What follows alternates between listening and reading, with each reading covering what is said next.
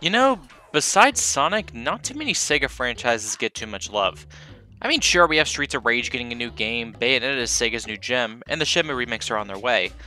But franchises like Golden Axe, Phantasy Star, and Super Monkey Ball, hell, even Rice Star and Knights haven't had new games in such a long time. But one franchise that is really needing a reboot needs no other introduction than three words. Jet Set Radio! Jet Set Radio, initially released on October 30th, 2000 for the ill-fated Sega Dreamcast. Even though the Dreamcast was Sega's final console, it has a legacy of having an incredible library such as games like Shenmue, Crazy Taxi, Sonic Adventures 1 and 2, House of the Dead 2, Space Channel 5, and had the best version of Dead or Alive 2.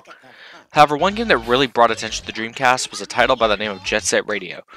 This game has received a massive cult following due to its fun gameplay, great character designs, and its wicked soundtrack.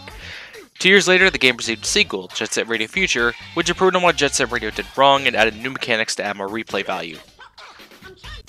But Future isn't what we're talking about today. Today I will be talking about the very first one and showing you guys why this game should be treasured and revived. Now, if you want to get the game nowadays, Dreamcast copies that are used are really cheap, and new ones aren't too bad if you're a collector. But if not, there's always the versions released for Steam, Xbox 360, PS3, and iOS and Android. But why the hell would you do that? Anyway, I'll be looking at the Steam version and showing you guys why this game is fantastic nearly 20 years later. Jet Set Radio's plot is rather simple. In the city of Tokyo-to exist three subsections of the city, all ran by three gangs. Koganecho, ran by the sewer surfers known as Poison Jam. Bentencho, ran by the cyborgs known as the Noise Tanks. And finally Shibuya-cho, ran by the GGs, our heroes of the game. Ran by Beat, Tab, also known as Corn in the Japanese version, and Gum. I need a gum plus your stat. The gang suddenly has Shibuya-cho be raided by a new game known as the Love Shockers. Not to mention, the gang wars have the police extremely ticked, ran by Captain Onishima. The GGs decide to gain control of the other areas and get rid of the gangs in the area to claim it as theirs while dodging police. But around the second half of the game, things get interesting. After ridding of all the gangs and controlling the areas, two new faces by the name of Combo and Cube explain how they're needing the GG's help. They explain how back in Grind City, the two find their city taken over by the Rikaku, a mafia-styled organization who wants to rule the world with a vinyl record named the Devil's Contract. At the same time, their friend Coin went missing entirely. The gang had collected two pieces before after defeating the gangs, and now the GGs had to take down the Rikaku and stop their CEO, Goji Rikaku, from using the Devil's Contract. After he's defeated, Goji falls off the Rikaku skyscraper, and the GGs save the city. The plot really isn't important in this game, but something most people gravitate towards is the character designs. This is one of the first video games to use a cel-shaded design, and even on the Dreamcast, this makes the characters really pop out. Not to mention, character designs really show what personality traits these characters have. Tab being the cool, calm, and collected, Beat being the upbeat and outgoing one, and Gum being adorable as fuck. Also, the unlockable characters are great too. Throughout the game you can find other rebels who are wanting to join the GGs after beating a challenge, and there's quite a bit. Graham has a badass Sonic necklace, Mew is an adorable tomboy, Yo-Yo, Piranha who I fucking love, and Slate who needs to go back to Bikini Bottom. Even then, that's not all, but I'll get to that later. Now for the gameplay. The goal of the stage is to skate around and spray graffiti on certain objects of the level, like buses, signs, walls, buildings, etc. Spray cans are all over the stage, and there's three types. Yellow ones are worth 1 can, blue ones are worth 5, and the red ones give health back. You jump with the A button, speed up with the right trigger, and forward the camera with the left trigger. When you have a spray can and hit the left trigger near a point, you can spray a tag. Tags have 3 sizes, and each requires a certain amount of cans to do in one go. A small requires 1, a medium requires 3, and a large requires 7. A small just requires a quick tap of the left trigger, but the medium and large require extra steps. With the medium and large spray, you use the left stick to spray motions to complete it. Doing it well gains you bonus points, but messing up the motion starts it over and ruins your point streak. When you're not spraying graffiti, you're doing tricks. Jumping on a rail makes you grind, which slowly gives you points, and jumping off a rail to good speed makes you do a mid-air trick. Combining these rail and jump tricks with a good sized area makes you build up a huge trick combo, and as such gets you a higher score. After spraying all the tags, this stage is done, and your score is total based on how many cans you have left, your time, and your health, and then you're given a rank with Petal being the worst, and Jet being the best. Getting enough Jet ranks in the city will give you access to secret characters. Throughout the stage, there's also items called Graffiti Souls you can capture, which gives you access to more graffiti images to use. There are a total of 60 souls in the game, which gives access to 20 extra sprays for each size. Get some of these not only for completion's sake, but for seeing all the cool designs. When you're not skating or tricking, you're dodging enemies. Onishima and his squad, attack dogs, helicopters, fucking tanks. Seriously, this is a bit excessive for kids graffitiing the town. I understand you want to take them down, but what the hell, man? Honestly, I'm surprised Onishima didn't say this. This is Onishima. I've come to make an announcement. Beats a bitch-ass motherfucker. He pissed on my fucking wife. That's right.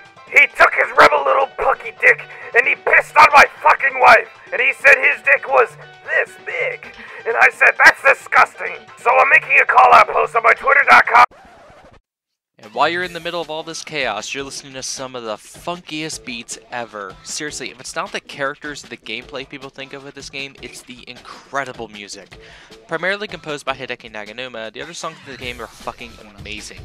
Other recurring artists include the Japanese underground rock band Guitar Vader and the techno group Diablo Soul, with some other songs by artists like Richard Jacques, Jurassic 5, Rob fucking Zombie. Here, you know what? Have a short compilation of some of my favorite songs in the game.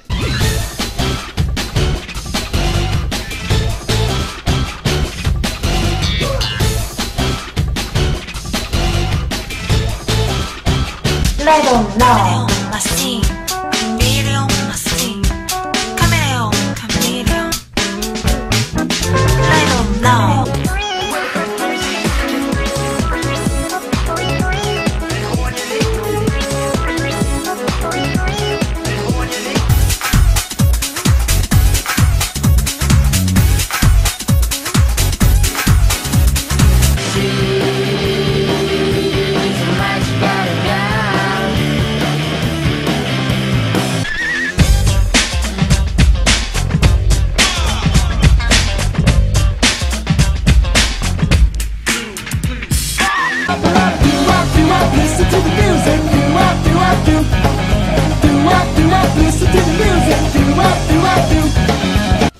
With so many genres and sounds, guaranteed you will find one track to love and replay over and over.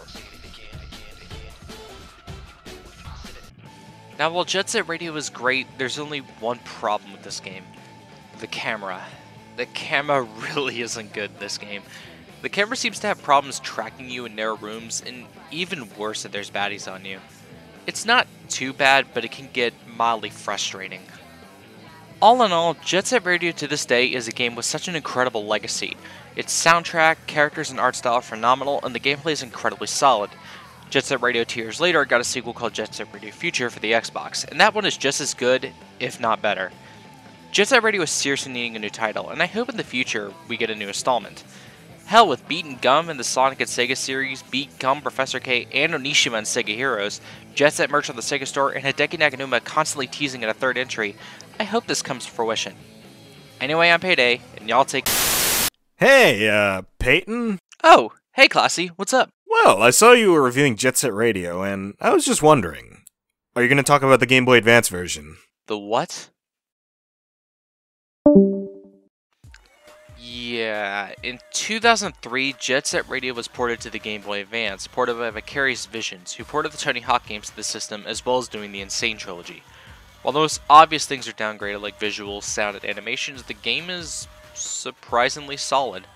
Instead of being a behind-the-back perspective, the game takes an isometric view like the ports of the Tony Hawk games. It plays surprisingly well with this perspective and is something I'd love to complete. I only played 3 levels for this video, but what's here is astounding. For one, the audio samples sound rather nice with the system.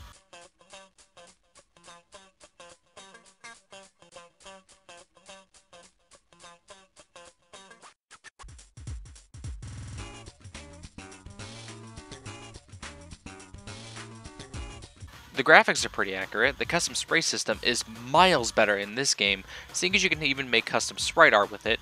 It has access to a multiplayer system, which I have yet to try, and even the addition of a playable DJ Professor K, but